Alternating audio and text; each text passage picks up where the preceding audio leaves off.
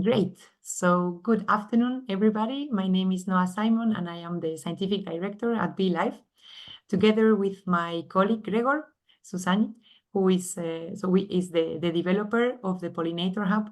We are going to show you today how we can get the best out of our data sets by using the Pollinator Hub. So I'm going to start giving you a little introduction about the hub in the European context, okay? Because as you know, there are a lot of different initiatives that are happening at European level related to pollinators. And in all these initiatives, increasingly, we have this idea of having a holistic approach, integrating either data, different stressors, if it is landscape or pesticides or weather, pathogens, etc.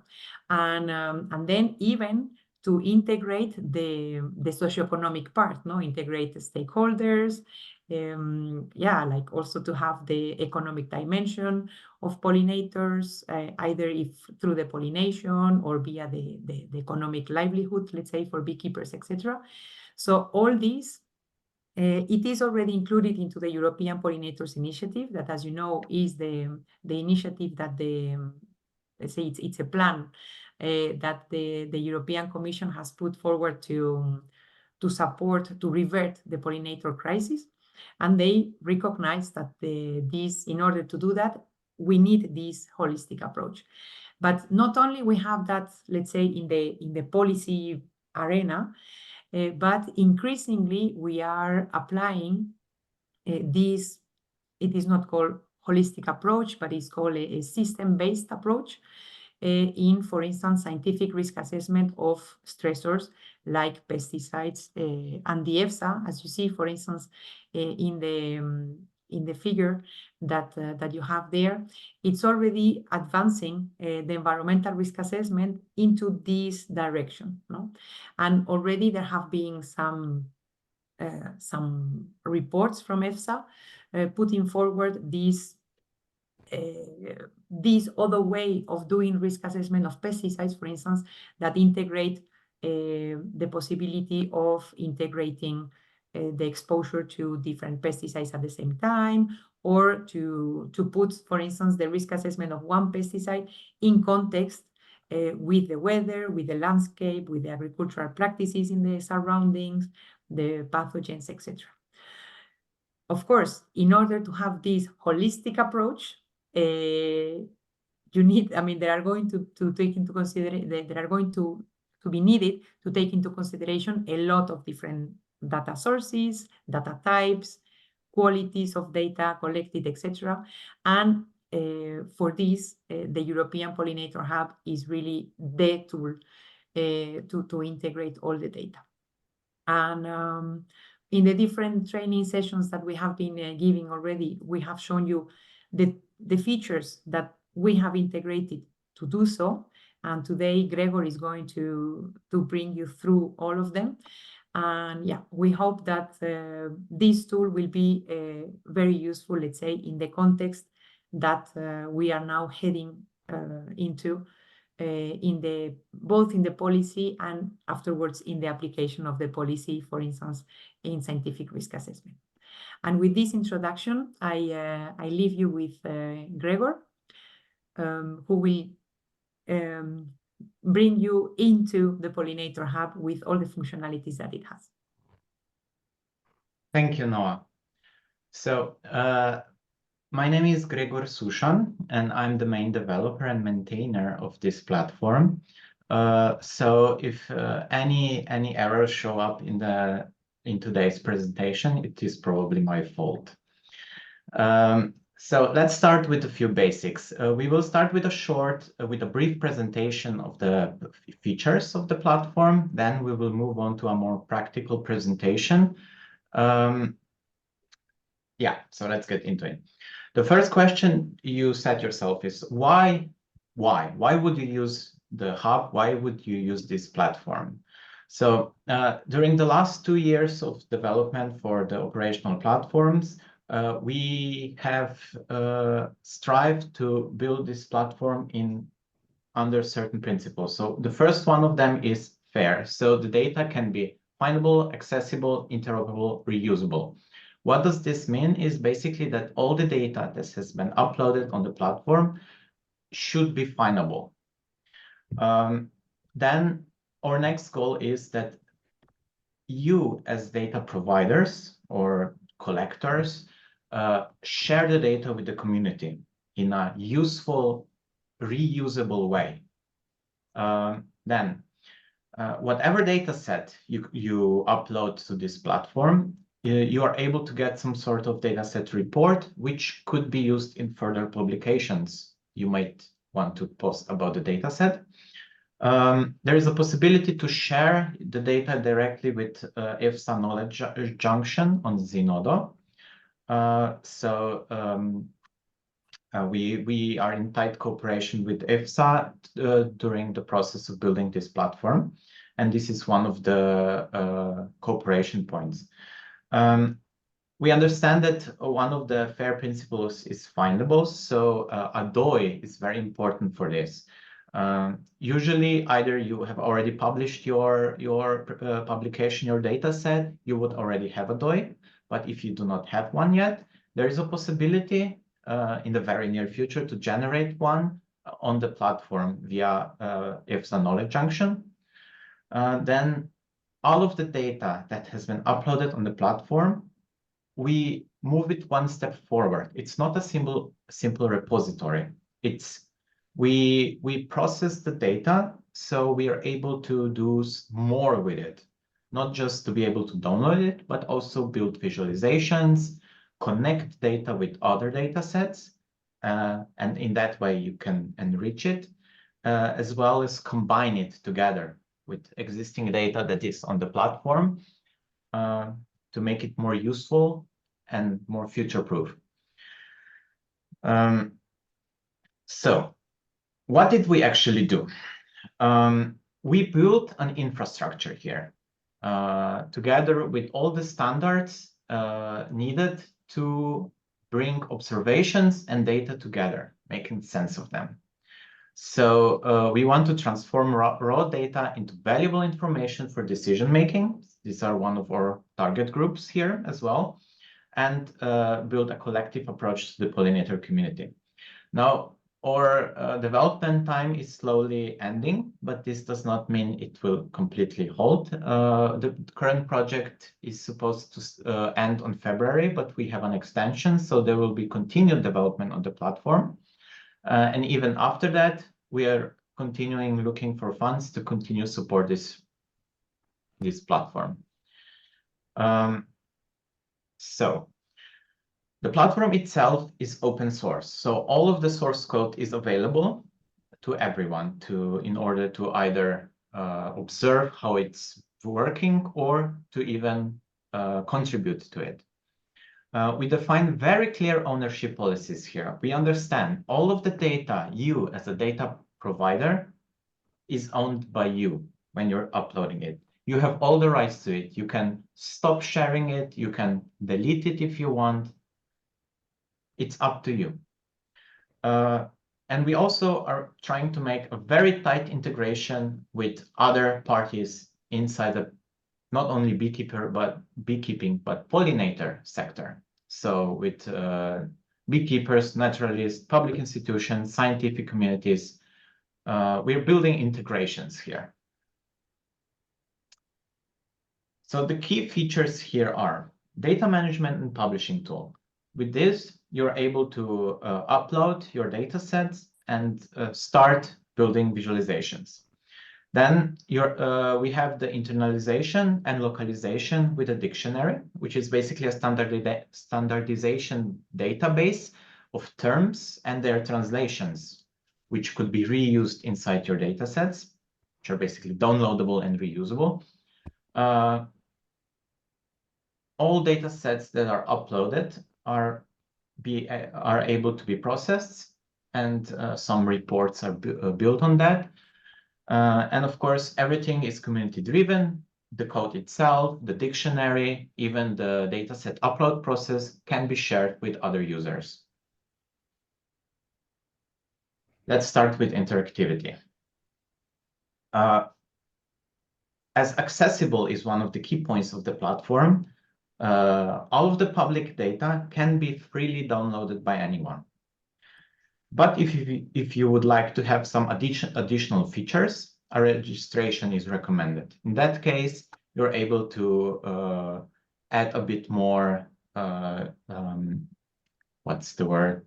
Add more customization based on your needs. So once you're registered, you're able to upgrade your account to become either a translator, a data provider, or even a peer reviewer. So a translator, we will talk about that later. The next will be data provider. And for the peer reviewer, the platform itself offers the data providers while publishing a data set that a peer reviewer reviews their data for more better context feedback of what could be improved inside the data set itself. The dataset exploration tools allows you to find all of the uploaded datasets, get its metadata or raw data, or in standardized download data in standardized formats. There are also some visualizations available for some datasets, which we are including more and more. The data provider tools, these are basically uploading the data sets. There is a lot of profiling tools, error checking to make sure everything has been uploaded correctly. You can describe your data on multiple levels. We promote the usage of Creative Commons license, which are easy to understand and easy to use. You're able to schedule publishing, which in other words means that if you are not really ready to share your data with everybody, you have the possibility to just share it with us. So it stays private, and we just use processed data for further in the platform. So the raw data is hidden and safe until the date of publishment arrives. During the publishing process, both a technical preview is always performed and peer review on demand. There are a handful of standardization tools available. So there is the class dictionary, or term dictionary, we named it class, with translations and an encyclopedia to search for terms. These are all for you to be used and to make clear to make terms between data sets interchangeable. In the past, we have seen a lot of issues that either, especially when translating from one language to another, the meaning gets lost. So we're trying to solve this issue with a dictionary. Yes. So let's just go into demonstration phase, because then it will be maybe a bit more clear what I was just describing here.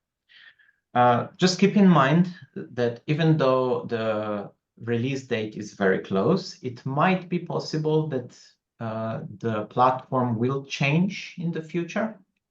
It will change in the future. It will further develop, be improved. So it might not look exactly the same as during this presentation. This is especially for viewers in the future. So let's change the share.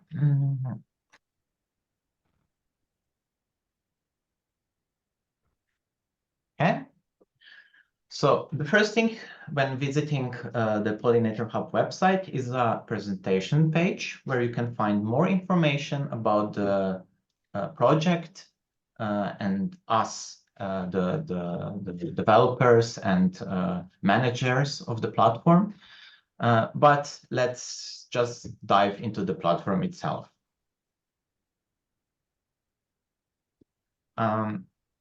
We get visit with a brief introduction. where we can select 3 of the functions that I've presented to you. We will start with dataset upload, which basically starts by registering. So as I said, anyone can register using the register link. I've already registered myself to make this presentation a bit faster.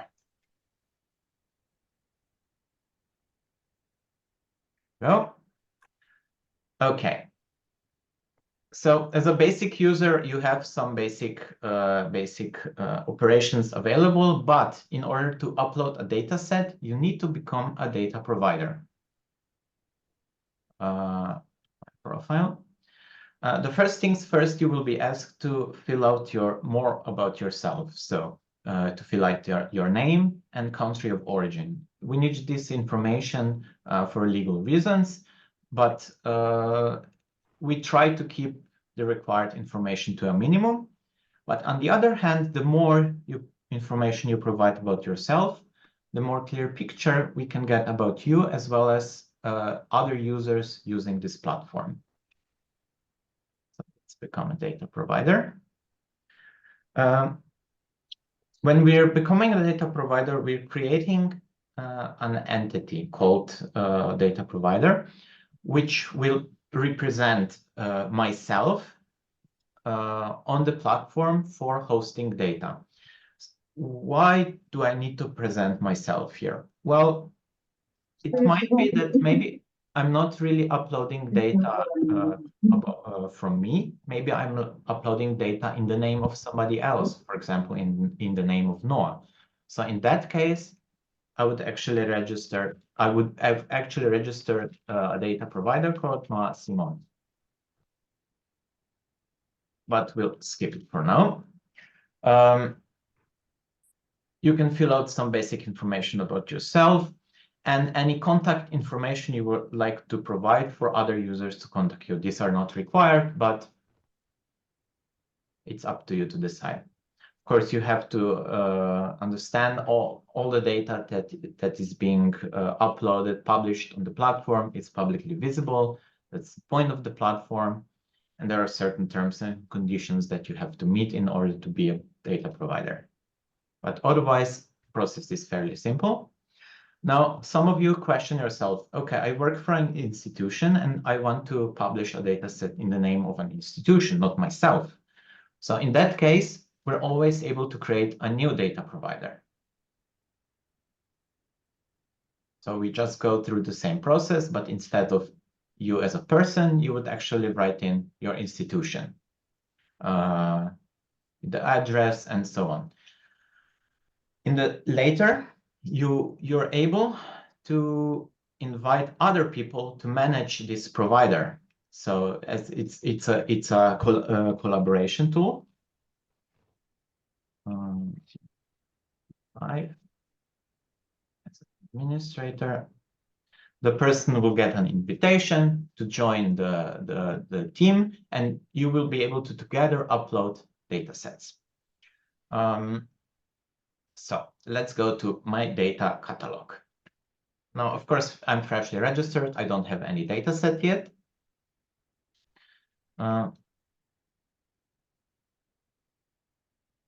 Yes, Piotr, I apologize. Until you decide to publish the data, it's not visible to anyone but management. Once you decide to publish it, it becomes visible to anyone, including all of the data that has been provided. You are correct. So let's start with creating a new example data set. I will be myself as a provider. The data set I will be using is a Boscalit Time to Death Ecotox trial. It's a data set provided by NOAA. So I will quickly copy and paste most of the information here to speed up the process. So here I'm able to select a DOI if it already exists, otherwise I leave it empty. I can select some of the licenses. We would always propose to try to be as open as possible. This helps the most the community. So in this case, we will select Creative Commons 40 by. We can add in some keywords, for example. All of this information can be updated later as well, so no worries here. So ecotoxicology, toxicity, boscolid. There we go. Some information about the data set. It's not really important for the purpose of this exercise, the content itself, but I'm more showing what you can actually do here. I believe it's... no, I'm in the wrong folder. Well, we'll skip the image now. Okay, so even though I'm uploading as myself, I still want to attribute this data set to Noah. So in this case, I can, for example, add a contributor. So let's check if Noah already exists. She does. I hope we will select the correct one. Something to improve. And her role is author. So this is what I will add as a contributor. You can leave this empty if you're yourself the author of this data. I can include some contact information here. I have no references to be included, and I want the data set to be published after I'm completed with the process. Okay, so now we have the framework for uploading a data set. We can, as I said, we can always edit stuff. We can always delete if we're not satisfied with this. We can upload supplemental files like images, documents, and so on. Everything will be later available to the users. Or we can start with uploading individual files or tables, as we named it here. So the first table would be called mortality, which basically contains the mortality data of this data set. I click here, this is my own data. So otherwise, if it wouldn't be my own data, you sometimes have to define some custom licenses, for example, from Eurostat or from other publications, which you can provide in this area. But in my case, it doesn't need to be. I select what kind of source we have. Usually it would be just a single file. You can select multiple files in case you have a lot of data. We have currently, I believe it's not 10, but 100 megabytes of upload limit. If it exceeds that, you can upload in parts. If it's a lot more, contact us and we can talk about it, how to integrate it.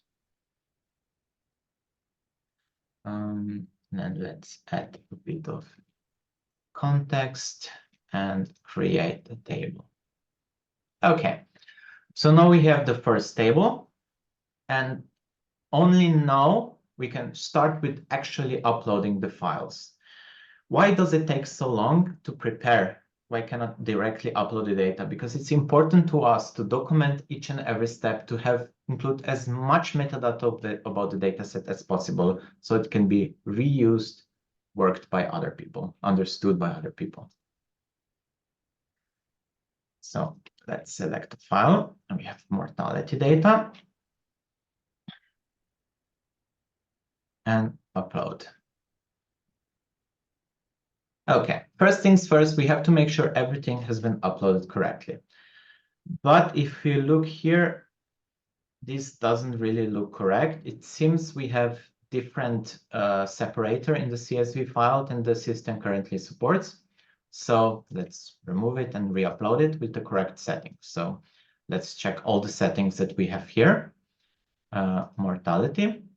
So we can change things like column delimiter, decimal separator, encoding. It's only UTF currently. We're adding support more. And if there's any character sequence you want to interpret as missing values, sometimes it's no, or sometimes it's NA, because otherwise system doesn't really know. It only takes empty cells as missing value. Now, currently, we only support uploading CSV, which we understand it's limiting, but more files will come in the future. No worries. And now when we check it, that this is much better now. 1, 2, 3, 4, 5, 6, 7, 8, 9, 10, 11 columns have been detected, and there has been already some basic profiling done on these tables for you to understand if this data has been correctly detected by the system. So things like data type has been detected, the length of the data, if there's any units, but let's go more into it. So first, let's look into descriptive measure very briefly. There's a lot of statistics that you can use here to make sure all of the data has been uploaded correctly. I believe all of you data statisticians should find everything here they need. Otherwise, make a proposal and we can include more information. There is some visualizations here for you to better understand the data. There's some sample from the data and some profiling chart for each table. So like distribution, outliers, completeness. All of this here is for you to make sure the data you're uploading is correct. Okay, once you're satisfied that the uploaded data is correct, we need to describe it even more. So we'll start with the description. Now we need to describe each column of the file. Now, obviously, for this exercise, it's too much to go through all of them, but let's do 3 examples. The first column is treat, which is basically about the treatments that have been applied during the study. Now, first we provide a description, then we provide a descriptor. Now, what is a descriptor? A descriptor is the tool that enables us to connect together different data sets or different files between the same data set. Now, the descriptors, we have already added some pre-made ones, but obviously we cannot figure out all of the different kinds of data that are available out there. So we have provided a few basic ones, like a simple text type of data. But in this case, I would like to be a bit more specific. So let's create a new descriptor called treatment. This would be, at this point, I'm not sure which category would fit. I can leave it empty, it's fine. There is no unit, we can keep it empty. The data provided here, I don't know. Let's check. There's some column statistics here. It's a string. So it's mainly just string data here. So let's repeat this. So treatment. So the data should be string.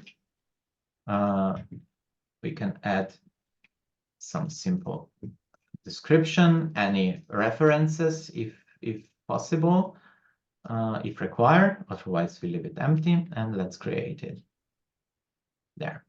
Now this dataset specific treatment has shown up here. Okay. So let's move on to the next column. Let's go to concentration. So this column, I know that it describes the concentration of the active ingredient. And let's see if a descriptor for it already exists, because this is something that might be more common between data sets. And obviously, in our case, something like this already exists. Note here the EUPH code. This is a reference you can use to find it in the dictionary. So this descriptor is actually related to the dictionary. We can go more into details later. We can select the data type the data is uploaded in. The system recognizes it as float or decimal number. And we can select any of the units supported by this data type. In case there is a missing unit here, feel free to contact us. We will include more in the future. And the last option, let's go to column alive. Many data sets have data that are not really important to be related to other data sets. It's more like meta information about the row that we are in right now. So let's say this column tell us about number of bees being alive at a certain day. And in order for this information to convey, all we need to define is into how the value should be stored in. The system already recognized that this is a number, and it proposed to use an integer descriptor to store the data in an integer form. So there is not much we need to do here. I'm satisfied with it. I can set a unit, for example. I believe it's not ordered correctly. Number, somewhere number. This is something we should improve, hopefully soon. There you go, number, because it's basically number of bees. It's not necessarily, but it's better. The more you describe it, the better it is. We'll skip other columns for now, so let's just update and close. Now that we have already added some information under the metadata profiling, some more things show up. As we see the concentration column, the descriptor showed up with the correct unit. Okay, so let's go back to, one more thing. You can also upload supplemental material on a table level, so more images, reference images, tables, more data, and so on, directly related to this table. So let's go back to the data set itself. We will just very quickly add another table, because in this data set we have another table here. Again, we quickly repeat the process. Create. Can again upload the data, evaporation.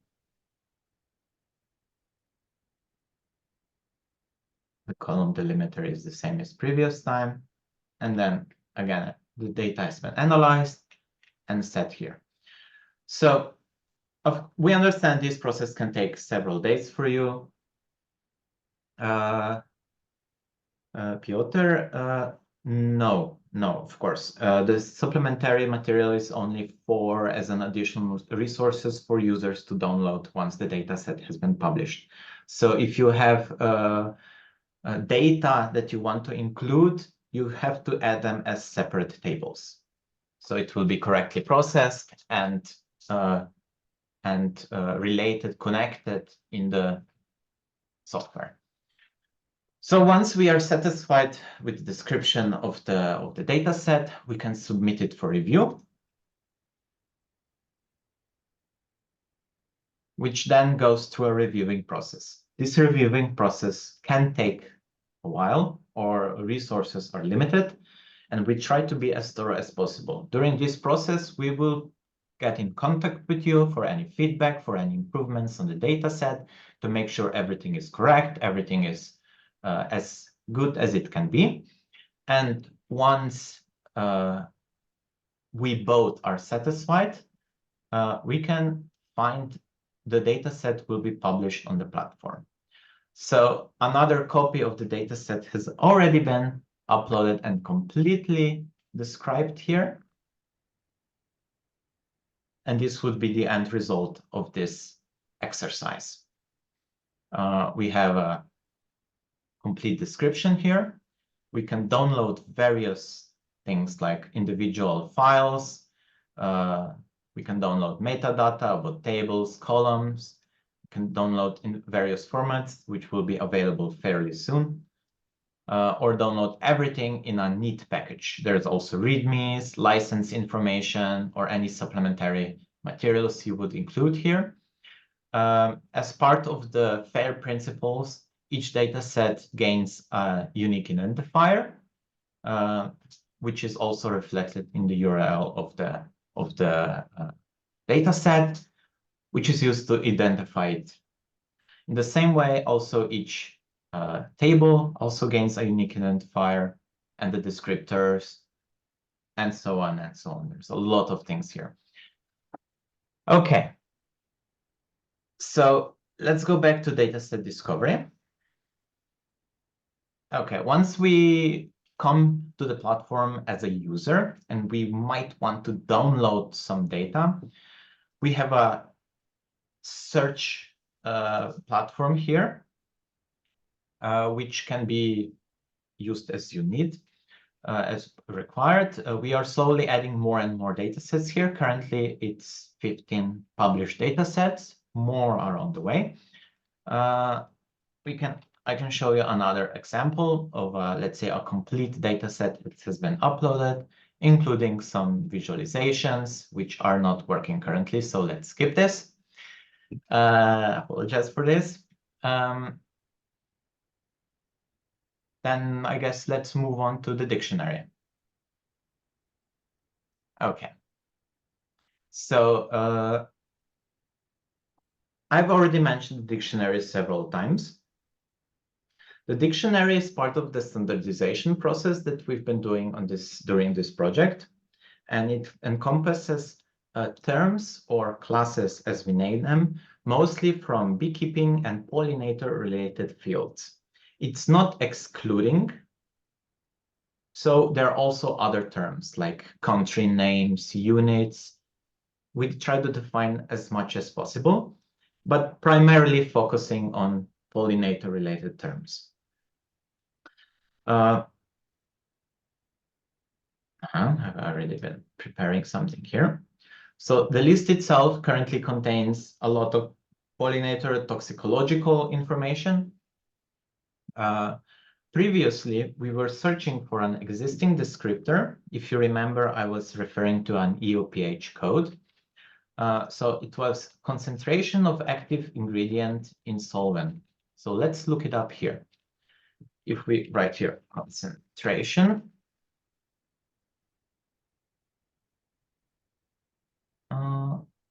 no, did I mistype? Then let's try. Active ingredient. Amount of substance concentration. I believe it's a bit differently named. 453. No, it's not the same. Okay, so let's go a step back and quickly look which ID has been used. It's a short exercise. So we have our data set. We have mortality. So the descriptor is this. 1846. So let's go back to the dictionary. Excuse me for this a bit jumping around. 1846. Okay, maybe it hasn't been published properties, so let's look for another one. A more simpler one, which I also want to show you. Gregor, yes. It's mass concentration. It was on top of this. Mass concentration. Thank you very much. Yes. So 7277. Okay.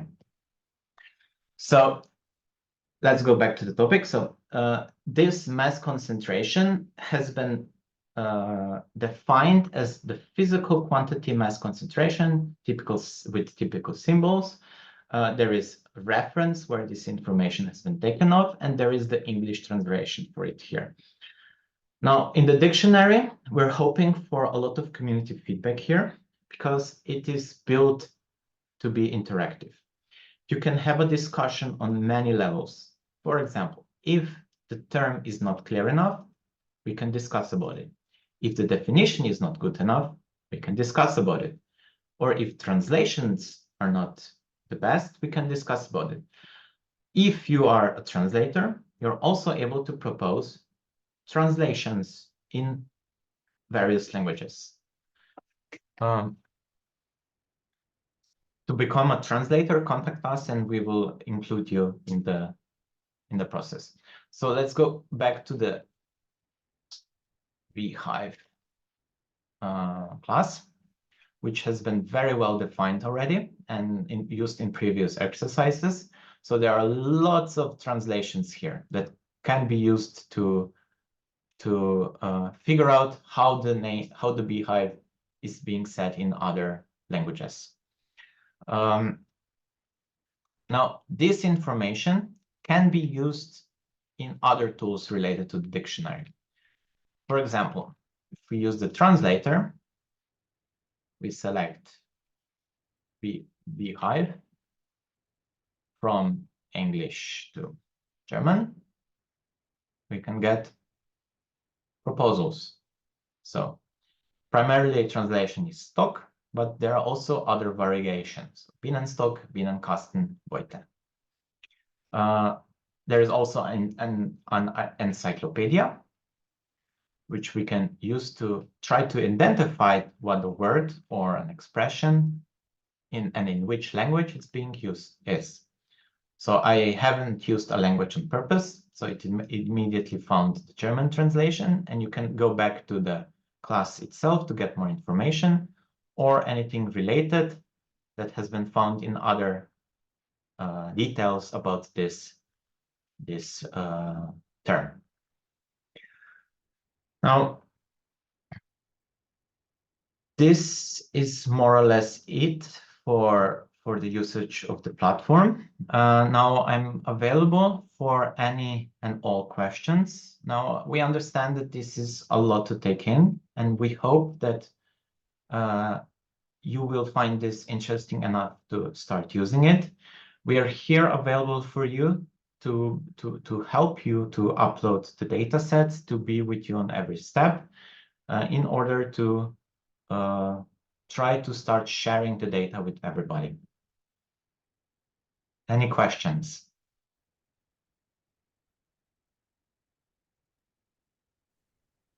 Yes, Gregor, I sent a question in the chat if anyone has already tried to upload some data or try to interact with the dictionary.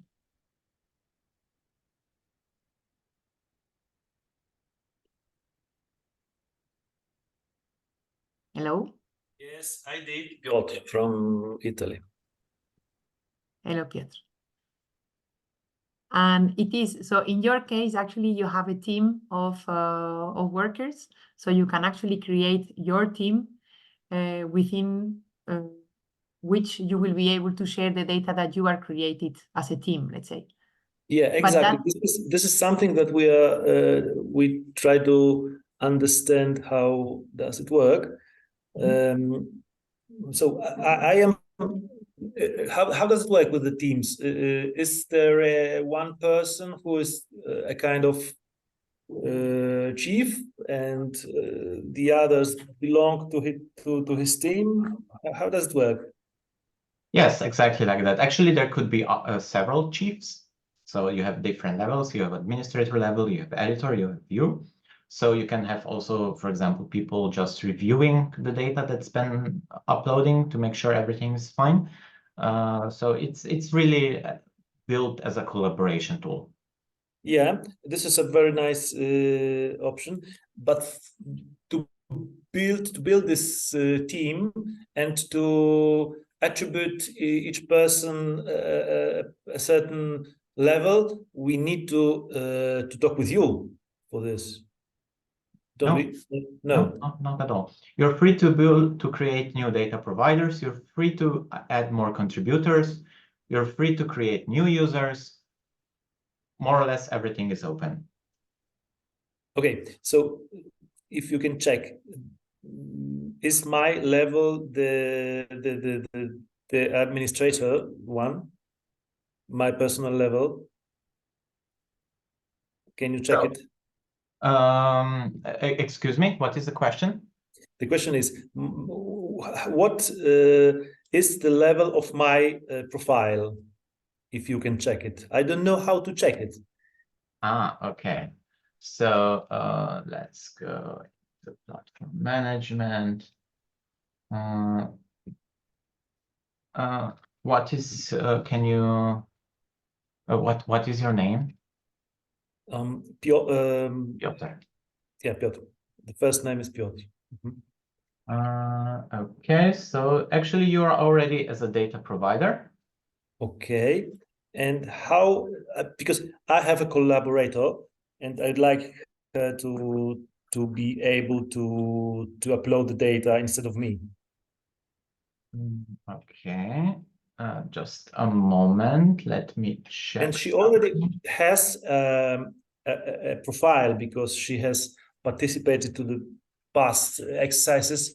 Only today she's unfortunately blocked.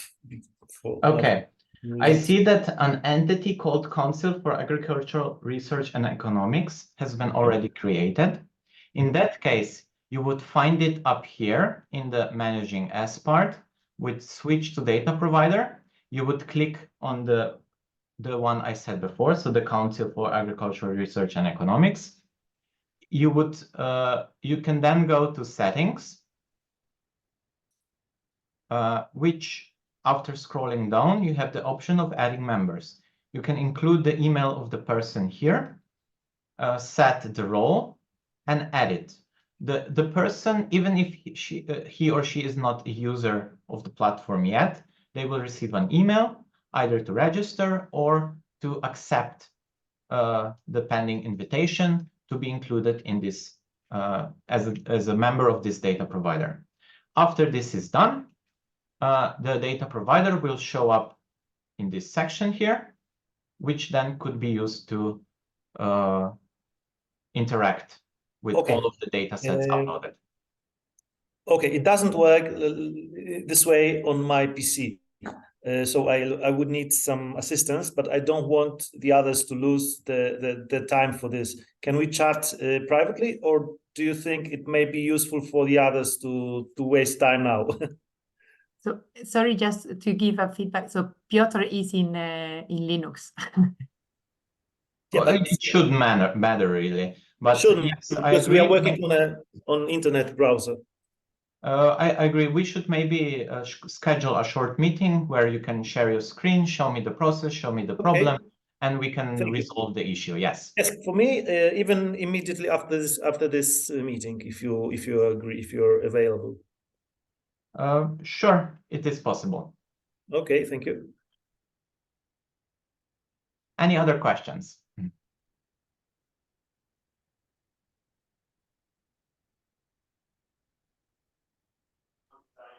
Of course, it's possible that that some bug is preventing to use the platform, so that's why I'm open to check out with you what could be wrong, because also the user interface will be improved in the future. It's something we're working on it.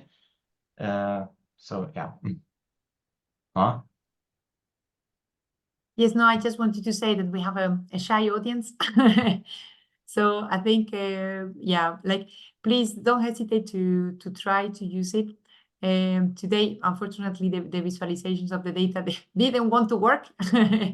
But well, this is something that happens. Normally they work and they are really nice. There are different graphs that are proposed from your data, so you can actually choose them and use them into your reports or things like this. So that's something that we try to do with the data that is put in the hub, so it is the most useful as possible for you, let's say, for the users.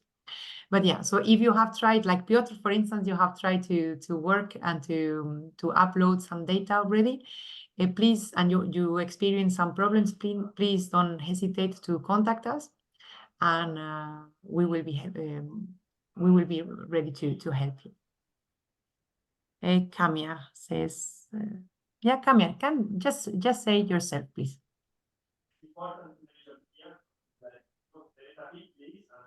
Okay, hello. So I had a question about visualization. If I understand it correctly, like we can upload data and then visualizations are automatically made. But does it also integrate different data sets together to, in my example, for example, make a European map? If, for example, the same experiment is done in different European countries. Okay, so the process is the following. The visualizations are not completely automated yet. It's something that is done per data set level currently, of course. In the future, this is planned to be automatic, so you are able to choose what you would like to do. Then the next step is relating the other data sets. So that's the second question, how to relate to other data sets. So currently the infrastructure is there with the descriptors to directly relate to other data. So over time, you will be able to build visualization reports together with related data. So this is the next step. But currently, with your cooperation, we can build visualizations together. Yes. So if I can just complete, so the idea actually is to create a battery of visualizations. And so far we created visualizations for the data that we had, because of course we cannot create visualizations for any sorts of data as we don't know what will come, let's say, in terms of data. Exactly. So that's the reason why we are asking all of you to start using the platform, because you will all have different data sets with different purposes, with different objectives, and then it's as we said, it is a community thing. So the more the people use the platform, the more the platform will get richer and richer in terms of everything, actually, in terms of data processing, visualizations, etc. So yeah. And that's actually the reason why the dictionary was so important, because we eventually, what Gregor said is that the related data sets, they will be related because they have been using the same descriptors. So then we will be able to merge data sets that have similar data.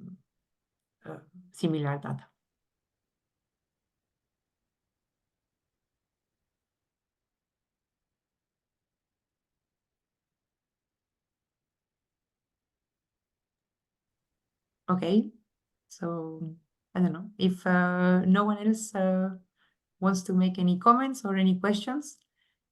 I think we can close here today. We remain, as always, at your disposal for any assistance, for any questions you may have, even for ideas for improvement, because as Gregor said, we are still here and we are going to be here for a long time, we hope. Because we really believe into this tool and the functionality that it can give to all of us. And yeah, please don't hesitate to use it, to recommend it to your colleagues so they use it. And yeah, and then please contact us if you have some specific tailor-made, let's say, requests. And with this, we wish you a very nice afternoon. Bye. Thank you. Take care. Bye. Okay, thank you very much. This is Piotr. Shall I stay online or we will?